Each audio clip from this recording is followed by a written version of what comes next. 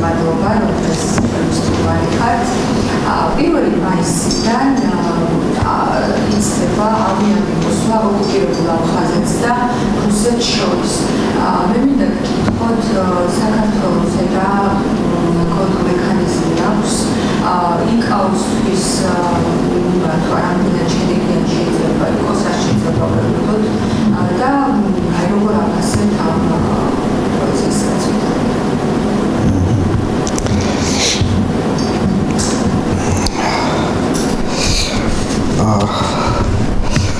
ჩვენ ბევრჯერ უპირველეს ყოვლისა მე მინდა მოგესალმოთ, დიდი მადლობა გითხრათ მოწვევისთვის. გასული უკვე აღდგომის დღესასწაულები მინდა დაგვიანებით მოგილოცოთ და ყოველივე საუკეთესო გისურვოთ. ჩვენ ბევრჯერ გვისაუბრია აქ თქვენთან იმის თაობაზე, რომ რუსეთი რომელსაც ოკუპირებული აქვს აფხაზეთი, უკვე დიდი ხანია მიზანმიმართულად ახორციელებს აფხაზეთის ანექსიის პოლიტიკას. და სწორედ აი ამ პოლიტიკის შემადგენელი ნაწილი გახლავთ აეროპორტის ჯერ აღდგენა 23 წელს იყო 16 ივნის შეთანხმება აი ამ აეროპორტის აღდგენის შესახებ და მე 26 ივლისს უკვე იყო რატიფიცირებული 27 ოქტომბერს რაღაც სახელდახელოდ შექმნეს კომპანია იქ სამთავრობო წრეებში ინფრასტრუქტურული გაერთიანება ქვია და აი შედარებით მოკლე დროში მოახერხეს აეროპორტის აღდგენა. ჩვენ არასოდეს არ უნდა დავივიწყოთ, როცა ამ აეროპორტზე ვსაუბრობთ, რომ ეს არის არა მარტო სამოქალაქო აეროპორტი, არა მარტო სამოქალაქო აეროპორტი, პირდაპირ იმ შეთანხმებაში წერია ეს ვარაუდები არ არის, არამედ არის იმავდროულად სამხედრო ბაზირების. იქ ასე წერია პირდაპირ ორმაგი ბაზირების, სამოქალაქო ავიაცია და სამხედრო ავიაცია. მე პირადად დარწმუნებული ვარ, რომ ეს უფრო იქნება სამხედრო დანიშნულების ვიდრე სამოქალაქო. ახლა აეროპორტი უკვე ფაქტობრივად ამუშავებულია 7 თებერვალს ჩვენ ყველას გვახსოვს ის საპილოტე ფრენა მოსკოვიდან სოხუმში, რომელიც უფრო იყო წინასაარჩევნო კამპანიის ნაწილი გუმბას სასარგებლოდ და შემდეგ უკვე გაკეთდა განცხადებები ძალიან მაღალ დონეზე, რომ 3 მაისს დაიწყება უკვე რეგულარული ფრენები მოსკოვიდან, თუ არ ვცდები 6 მაისს ნიჟნი-ნოვგოროდიდან და მე კიდევ გეგმაში არის სხვა ქალაქებიდან ფრენების განხორციელება. უნდა აღინიშნოს, რომ ეს არის სრული უკანონობა საერთაშორისო სამართლის თვალსაზრისით. საჰაერო სამართლის საერთაშორისო საჰაერო სამართლის საფუძველთა საფუძველი გახლავთ ჩიკაგოს კონვენცია, რომელიც ჯერ კიდევ მეორე მსოფლიო ომის წლებში 44 წელს დაიდო, გაფორმდა, მაგრამ 47 წელს ამოქმედა, ის დღემდე მოქმედებს ცალკეული დამატებებით. ეს არის უზარმაზარი დოკუმენტი, ძალიან დიდი დოკუმენტია თავისი დანართებით და ფაქტობრივად აი როცა კითხულობ ამ დოკუმენტს, მე არა ვარ იურისტი და ამის სპეციალისტი, მაგრამ თანამდებობა და შექმნილი ვითარება მაიძულებს ასეთ დოკუმენტებს გავეცნო. ყოველი პუნქტი ეწინააღმდეგება აი ამ ფრენების აღდგენას რუსეთის ფედერაციის მიერ. არადა რუსეთი მონაწილეა ამ შეთანხმების, ასე რომ ის ვალდებულია დაიცვას. საერთაშორისო სამოქალაქო ავიაციის აი ეს მართველი იკაო არის თქვენ კარგად მოგეხსენებათ, რომელიც ხარს უჭერს საქართველოს ტერიტორიულ მთლიანობას, წინააღმდეგი ამ ფრენების განახლების ჩვენი სამოქალაქო ავიაციის სააგენტოს აქვს ძალიან მჭიდრო კავშირები იკაოსთან, ძალიან მჭიდრო კავშირები აქვს. იქიდანაც არის მხარდაჭერა. მაგრამ აი იცით ჩვენ ახაც ამაზე ადრე გქონდა საუბარი, როცა ეს საპილოტე ფრენები განხორციელდა.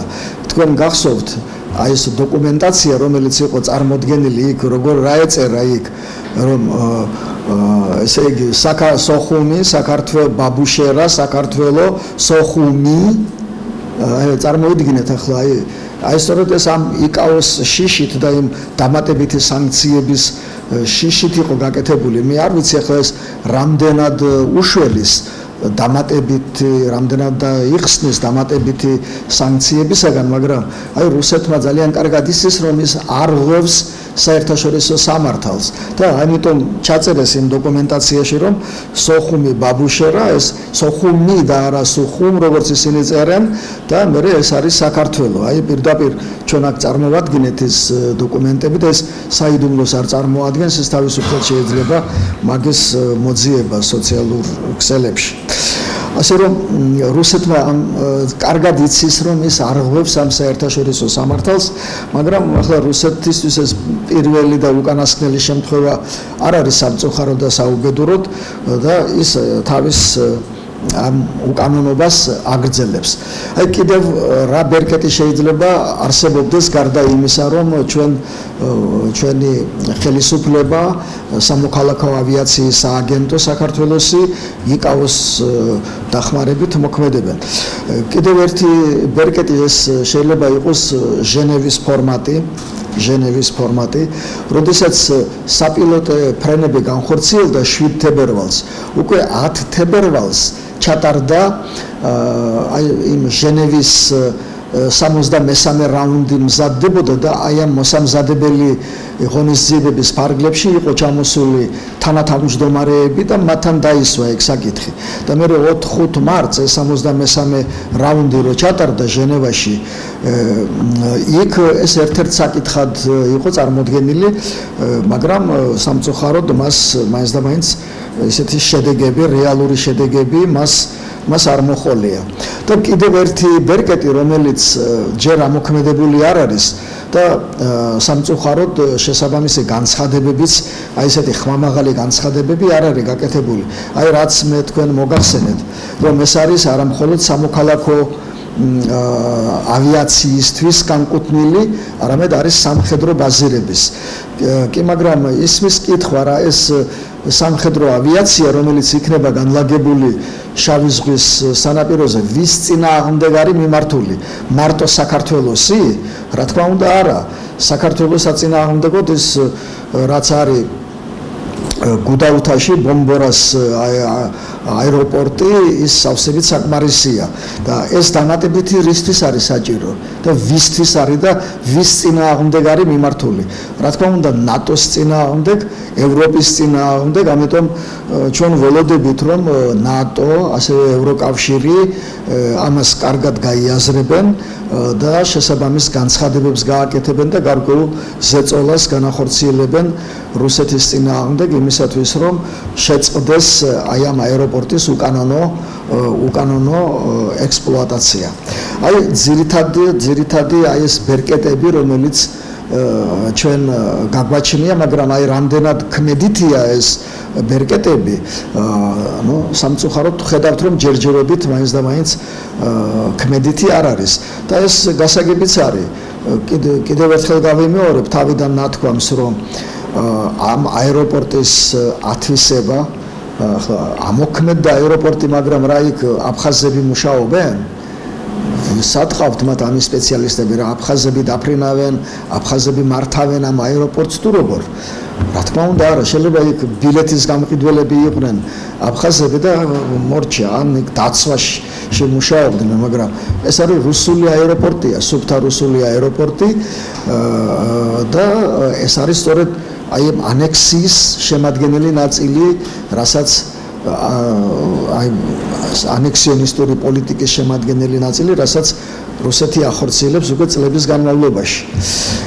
ამიტომ არა მარტო საქართველოს, არამედ ევროპა, ევროკავშირი, ნატო საკუთარი ინტერესებიდან გამომდინარე უნდა ჩაერთნენ და უნდა მიიღონ ზომები იმისათვის, რომ შეწყდეს აეროპორტის ექსპლუატაცია.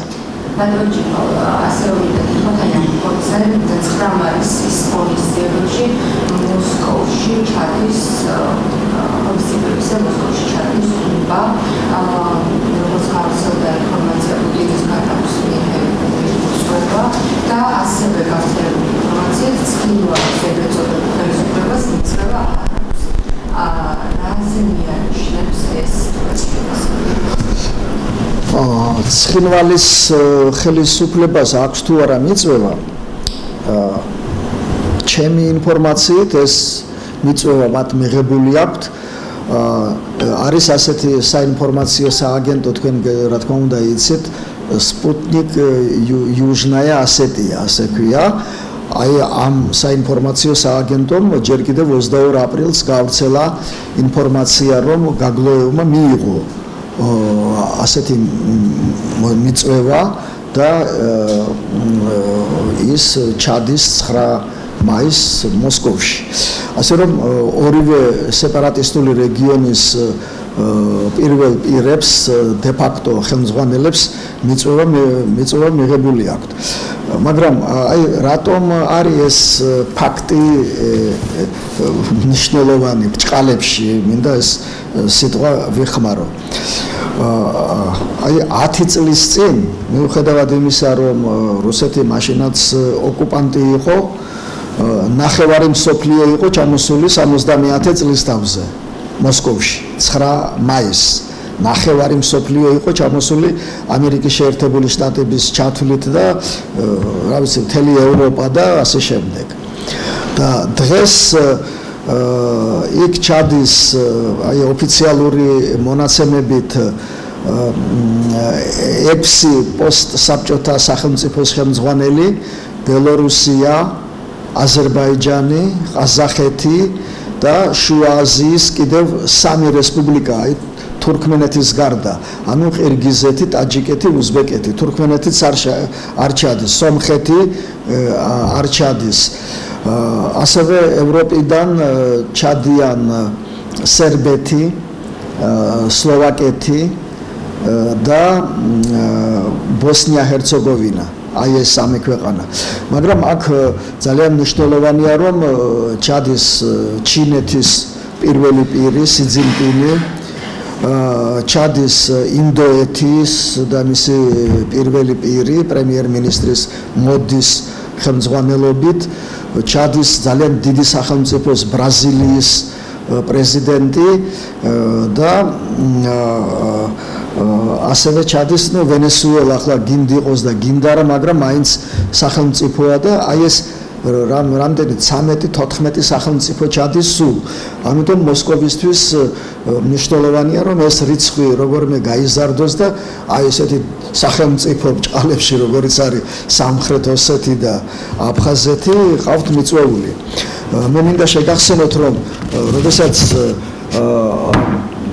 ბჟანიას მოუწია თავისი კაბინეტის დატოვება აი მე ამბოხებმა რომლებიც შეიჭრნენ იქ ბჟანიას მაგიდაზე ნახეს აი ეს როდის იყო 15 ნოემბერს გასული წლის 15 ნოემბერს ნახეს პუტინის მოსაწვევი ბჟანიას იწვევდა პუტინი 9 მაისის ღონისძიებაზე აი ხედავთ რა ხდება აი რა მნიშვნელობას ანიჭებენ ისინი რომ აი აქ როგორმე აი ამ დამსწრე სახელმწიფოების რიცხვი გაიზარდოს და რაღაცა აჩვენონ რომ იზოლაციაში არ არიან და მსოფლიო ზეიმობს მათთან ერთად აი ამ დიდ დღესასწაულს ეს მართლა არის დიდი დღესასწაული რომ იყოს რუსეთი ცივილიზებული სახელმწიფო ჩვენ რომ გქონდეს ცივილიზებული ურთიერთობა ამ სახელმწიფოსთან ის რომ არ იყოს ოკუპანტი არც საქართველოსი არც უკრაინის არც მოლდოვის და ასე შემდეგ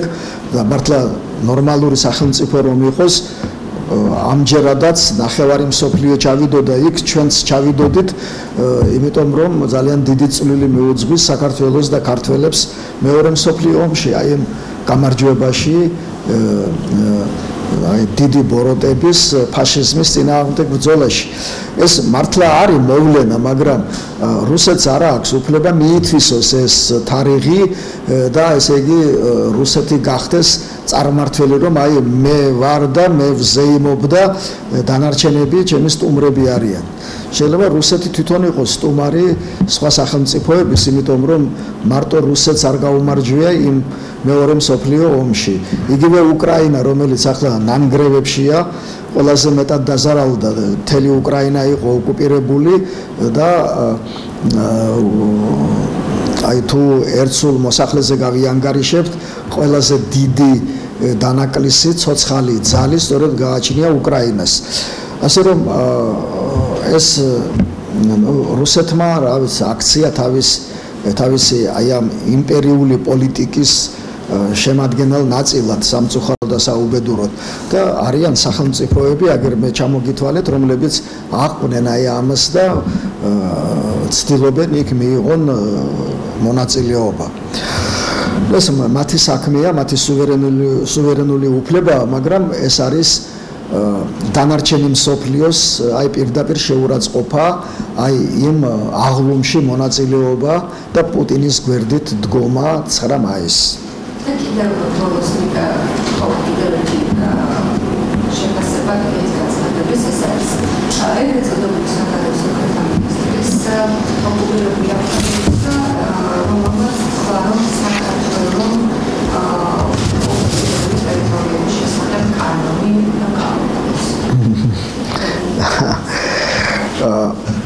ეს კანონი ოკუპირებული ტერიტორიების შესახებ არის მიღებული 2008 წლის 23 ოქტომბერს, აი როდის რამდენი დრო გავიდა. აი ამ დღიდან მოყოლებული ეს მოთხოვნა ჩვენ გვესმის თუ ყოველ დღე არა, ყოველ შემთხვევაში ძალიან ხშირად. როცა ისინი საქართველოსზე და საქართველოსთან ურთიერთობაზე საუბრობდნენ მთელი ამ წლების განმავლობაში, უპირველეს ყოვლისა ახსენებენ იმას, რომ აი ეს კანონი უნდა გაუქმდეს. თავისი განცხადება ამ ახალმა ეგრეთ წოდებულმა საგარეო საქმეთა მინისტრმა ოლეგ ბარციცმა დაიწყო ძალიან დიდი ტყუილით. აი ეს განცხადების ტექსტი თქვენ რა თქმა უნდა გაცნობილი ბრძანდებით და აი პირდაპირ აი პირველი სიტყვები როგორ არის, რომ აი საქართველოს ხელმძღვანელობამ გააკეთა განცხადებები, რომ მას სურს დაალაგოს ურთიერთობები თავის მეზობლებთან და მტირე აფხაზეთთან, სამხრეთ ოსეთთან და რუსეთთან. ასეთი განცხადება საქართველოს ხელმძღვანელობას არასოდეს არ გაუკეთებია და არც არასოდეს არ გააკეთებს. აი ეს პირველი წინადადება არის ტყუილი და მე ყველაფერი დანარჩენი, ეს არის სისულელე, მორიგი, რაც სამწუხაროდ de facto ხელისუფლებიდან ჩვენ გვესმის. ზოგიერთებს იქ დღემდე გონიათ, რომ მართლა რაღაც სახელმწიფოს წარმოადგენენ და აი ამიტომ აქედან გამომდინარე ამ მსგავს განცხადებებს აკეთებენ. ამას არავითარი მნიშვნელობა არ აქვს, არავითარი მნიშვნელობა. კანონი მოქმედებს და იმოქმედებს სანამ არ იქნება აფხაზეთი დეოკუპირებული. ახლა სხვა საკითხია, რომ ამ კანონში არის ცვლილებების შესატანი. სხვადასხვა უმაღლეს საბჭოში მუშაობა ამ მიმართულებით არის დაწყებული. იქ ერთ-ერთი მუხლი საჭიროებს ჩვენი აზრით რაღაც დამატებას, ცვლილებას. კერძოდ საკითხი ეხება აფხაზეთის ტერიტორიაზე აი მოქმედი კანონით აფხაზეთის ტერიტორიაზე შესვლა არის შესაძლებელი საიდან? მხოლოდ რუხის მხრიდან. ანუ საქართველოს მხრიდან არის შესაძლებელი. დანარჩენი ეს არის უკანონობა და ითვლება საქართველოს სახელმწიფო საზღვრის დარღვევად. და ახლა აქედან გამომდინარე რა ხდება? აი დავუშვათ გაგრელი აფხაზი ჩამოდის საქართველოში. გაგრელი ან გუდაუთელი ან სოხუმელი არ აქვს მნიშვნელობა. აფხაზი ჩამოდის საქართველოში და მას ეუბნებიან აქ ჩვენი აი ეგ რო დგას სპეციალური დანაყოფი აი ისინი აჩერებენ და ეუბნებიან რომ თქვენ დარღვეული გაქვთ საზღვარი ფსოუს ზე გადმოხედით ნებართვის გარეშე. ესე იგი რა მოხდა? ეს გუდაუთელი გაგრელი გადავიდა სოჭში.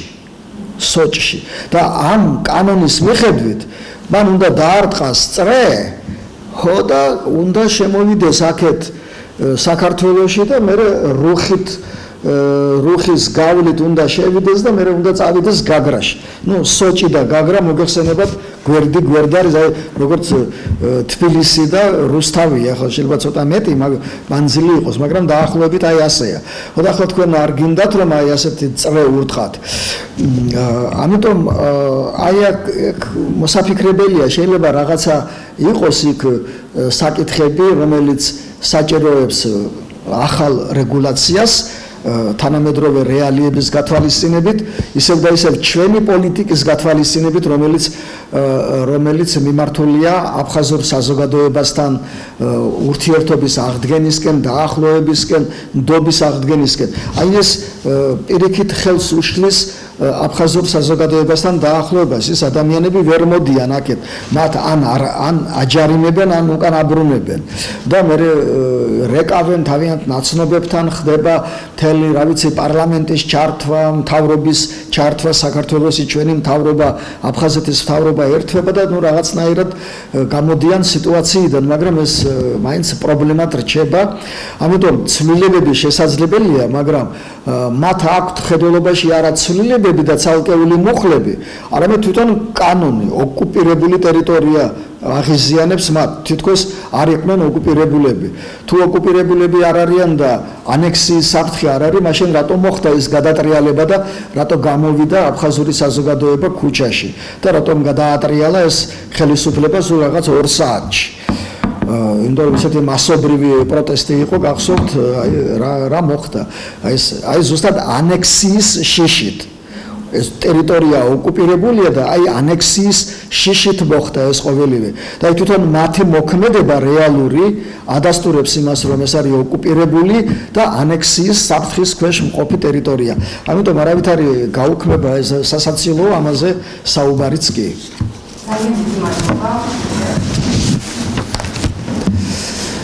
მადლობა თქვენ.